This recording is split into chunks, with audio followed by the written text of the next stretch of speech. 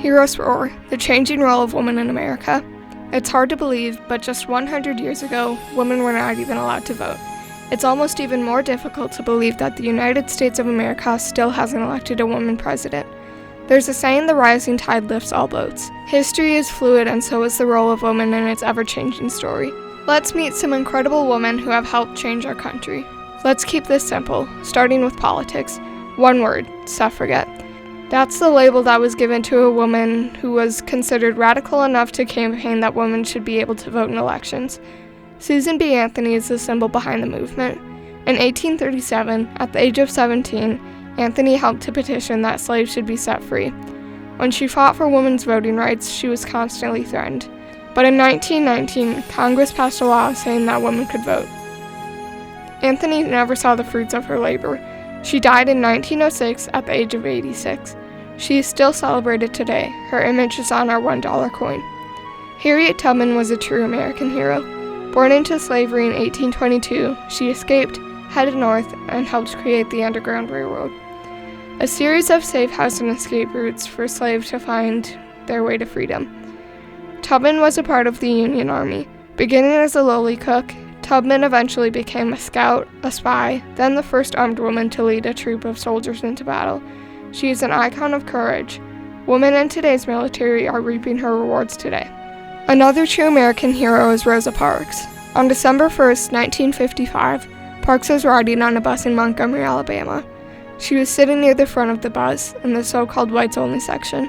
The bus driver told Parks to move to the rear of the bus to the colored people section. Parks refused and was arrested. Her act of bravery made her an icon of the civil rights era. That bus sits in a museum in Detroit where Parks died in 2005 at the age of 92. Amelia Earhart is a true pioneer. In 1928, she was the first female pilot to fly solo across the Atlantic Ocean, an amazing accomplishment for its day. She was also a best-selling author and a huge supporter of equal rights. She was a role model and has inspired generations of women to reach for the stars. Sadly, she disappeared in 1937 when her plane crashed somewhere in the Pacific Ocean. Her body had never been found. Crystal Lee Sutton died 10 years ago. She is not as well known, but the impact of her life carries on.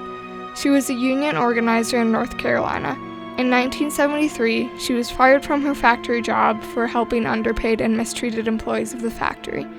She overcame numerous threats and helped strengthen a union fight that led to a better life for factory workers. Consumers finally boycotted the factory's products, leading to massive changes in employee rights.